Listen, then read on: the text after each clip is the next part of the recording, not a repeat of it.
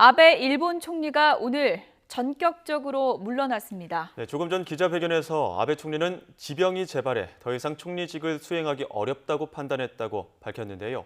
일본 연결에 자세히 알아보겠습니다. 이경아 특파원. 네, 도쿄입니다. 네, 먼저 조금 전 열린 기자회견 내용부터 정리해봐야겠는데요. 역시 건강 문제가 결정적이었죠? 네, 그렇습니다. 아베 일본 총리는 조금 전인 오후 5시 총리 관저에서 기자회견을 열어 직접 사퇴의 뜻을 밝혔습니다. 아베 총리는 이달 초에 지병인 궤양성 대장염이 재발했다는 진단을 받았다면서 건강이 완전하지 않은 상태에서 총리직을 수행하기는 힘들다고 판단했다고 말했습니다. 신약을 써서 앞으로도 치료를 계속할 예정이지만 완치된다고 장담하기 어려운 만큼 고심에 고심을 거듭한 끝에 사임을 결심했다고 밝혔습니다. 지난 1기 집권 당시에도 건강 문제로 임기를 채우지 못한 데 이어 같은 일이 재발한 데 대해서 국민들에게 사과하기도 했습니다. 아베 총리는 또 하루하루 전심전력으로 일해왔지만 헌법 개정과 북한 납치 피해자 문제 등을 풀지 못하고 떠나는 것은 단장의 아픔이라고 언급했습니다. 또 자신의 정치적 과업에 대해서는 역사가 평가할 것이라고 말했습니다. 그러면서 자민당이 새 총리와 함께 국민에게 약속한 정책들을 달성하기 바란다고 말했습니다.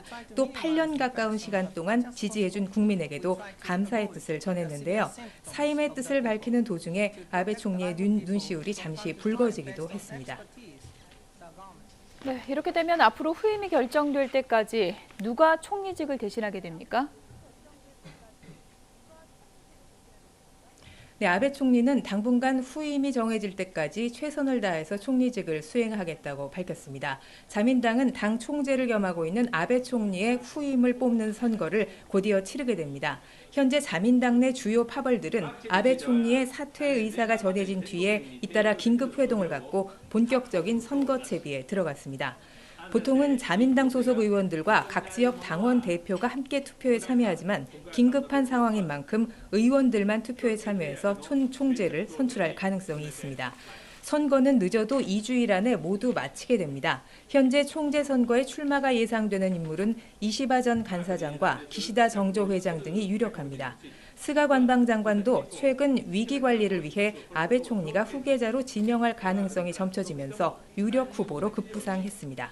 이와 함께 꾸준히 총재직에 도전 의사를 밝혀온 고노 방위성 장관 등도 출마 가능성이 거론되고 있습니다. 네, 아베 총리가 전후 최장수 연속 재임 기록을 세우고 결국 물러나게 됐는데요. 지난 1차 집권 당시의 전철을 다시 밟게 되는 거죠?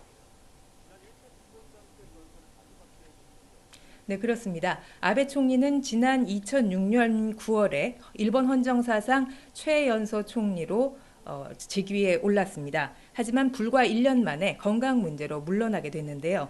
당시에는 퇴진 발표 자체도 갑작스러웠고 또 바로 병원에 입원하는 바람에 그 이후 전국 운영에 큰 혼란이 빚어지기도 했습니다.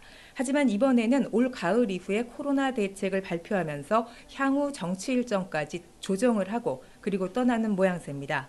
아베 총리는 지난 2012년 12월에 취임한 이후 지난 24일로 일본 헌정사상 최장 연속 재임 기록을 세웠습니다. 오늘까지 2803일을 총리로 일했는데요. 하지만 본인이 필생의 업으로 삼은 헌법 개정 그리고 동일본 대지진을 극복하는 상징으로 치르고자 했던 도쿄올림픽을 결국 자기 손으로 이루지 못하게 됐습니다. 또 한국과의 관계에 있어서도 강제동원 배상 판결 이후 수출 규제를 통한 보복 등 역대 최악으로 남을 만한 대결 국면을 이어갔습니다.